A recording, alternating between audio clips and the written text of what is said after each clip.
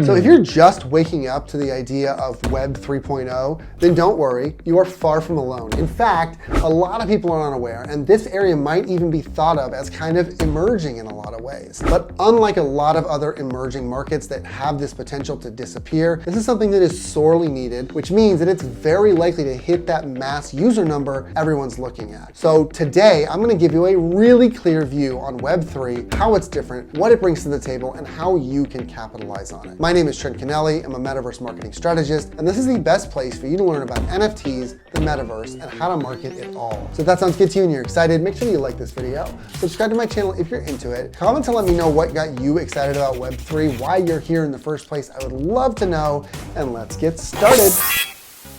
So let's run through a quick history really quickly before we dive into Web3 on Web 1 and Web 2 to kind of understand a little bit more about how these have taken shape and how marketing was affected between these two. It will be important, just trust me. So Web 1 was really just the birth of the internet. You have things like GeoCities pages, these super bright websites, and very little direction on a page by page basis on a single website going between different internet sites. Generally, it was really kind of hard to track everything because it was just such a mess, right? But some things did start to take shape in this period. So email marketing got started, as did SEO a little bit, and some paid advertising through platforms like Google. However, around 2007, when the iPhone came out, everything shifted. So the entire ecosystem of the internet started to centralize around a few companies. From a technology standpoint, that was Microsoft, Google, Apple, Amazon. They all held control of our digital lives. And by this time, not only was the mobile internet a thing, but tracking had become extremely sophisticated.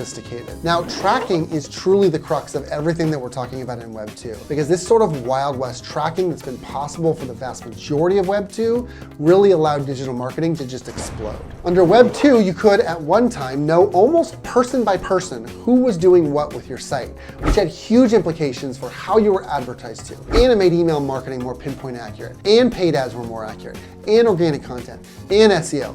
Everything, right? So you see that these companies as a result start to spring up that understand this data and the importance of the data and personalization that you see, and they put it into everything that they do, and they find a lot of success there. So that's a pretty brief history. Here's why we went through it, okay? The ways in which marketing is changing under Web 3 are gonna impact the ways that advertisers acquire and connect with their users going forward. And while in a lot of ways, Web 3 is based on the breakthroughs of Web 2 and Web 1, it's still very important to understand that there are some important and pretty notable differences in this new environment. So with that in mind, let's look at specifically what Web3 brings to the table for marketing your business. First and most importantly is decentralization. So as I mentioned, Web 2 really led to the web circling around a few huge companies, but Web 3 is all about individual ownership. Now, you might say to me at this point, yeah, but at a certain point, it all comes back to those big companies, right? I mean, even the server space is controlled by Amazon Web Services and Google, etc. And you are right, that's how most websites are run today. But the difference here, while a little bit technical, truly does show the depth of decentralization. So decentralization, when you look at it from a data storage perspective, means that the data is being scattered across different storage solutions and devices, okay? So this is as opposed to what we do today, where you have a server, that server is Amazon Web Services. Everything that has to do with your website is on Amazon Web Services. Decentralization pushes that data across a bunch of different solutions. So the benefits from an ownership perspective are huge. No one place has all the data, so it isn't owned by any single solution. Now, what that means from a higher level perspective is that there's less control over those entities, which allows more niche communities of all types to flourish. So let's just bring this back to marketing real quick. What does this mean? It means that you're gonna have to work harder to find those communities that you're targeting. You can't just jump on Facebook as easily and run an ad for 35-year-old Dungeons and Dragons players in Santa Fe. But it also means that once you do find those communities, the way that you market to them can be more niche than ever before as well. You don't have to over-explain to that person that might have come across this place by accident or something. Everybody is in on it. The next thing Web3 brings to the table is immersion. Now, VR technology has been around for a while at this point, so when I say immersion, I'm referring somewhat to that, but it's really not that novel on its own. We all kind of understand what VR is at this point. However, Web3, decentralization, and blockchain tech allow that immersive experience to go even deeper, because decentralization and individual ownership online let you experience a lot of the same things online as you do do in the physical space. A good example of what I mean here is land. So in the real world, in the physical space, you can go out, find a piece of property you like, and buy it. Yeah, I know that there are more steps than that, but that's kind of the broad strokes, right? You can do the same thing in metaverse Web3 spaces. Land is for sale on Decentralization, Axie Infinity, The Sandbox, Somnium Space, and so many others. Now, that might leave you wondering why you should care at all about digital land, right? And the answer is pretty direct. There's more to land in the digital space than just buying and selling it. What can you do in the physical world? Much of it can be done here as well.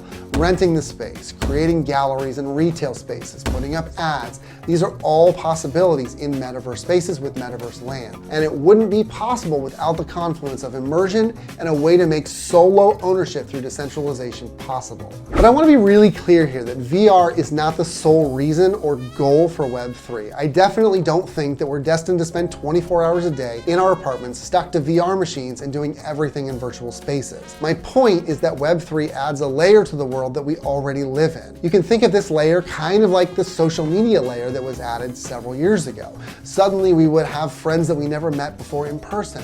We bought some stuff online that we wouldn't have bought before sight unseen.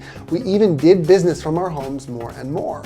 This is the impact of Web3, deeper interactions from a distance and a whole new economy. Okay, so that all makes sense, but where are we in this transition and how can we prepare to make an impact in Web3? So to answer this, we need to go back to Web 1 quickly. So obviously in the migration from Web 1 to Web 2, there was a point where we all just existed in Web 2, with Web 1 being left to the dustbin of history. And a gradual migration is going to happen here as well. In fact, it's really already been in process for several years at this point. For example, remember when cryptocurrencies had their first big rally in 2014, and then that second one in 2018?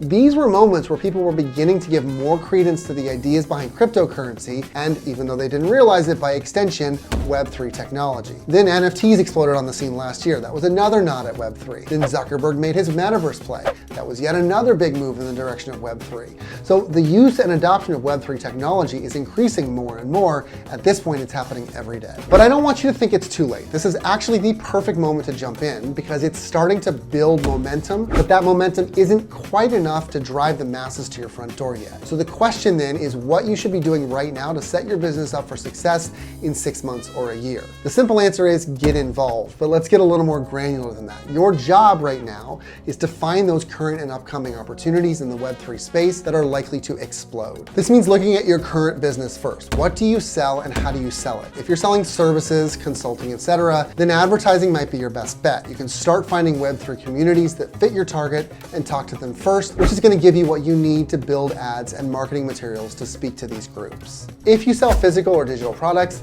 even better. You can run ads, yes, but you can also sell directly on the platform or platforms of your choice. The Decentraland market, as well as Zepeto, for instance, are great for digital sales. Now, physical products are still a little bit tough, but sometime in the next few months, Bose and Protocol should be issuing the ability to sell retail things through the platform, so you can go to Decentraland, make a purchase for a physical product, and that physical product can be redeemed in the real world.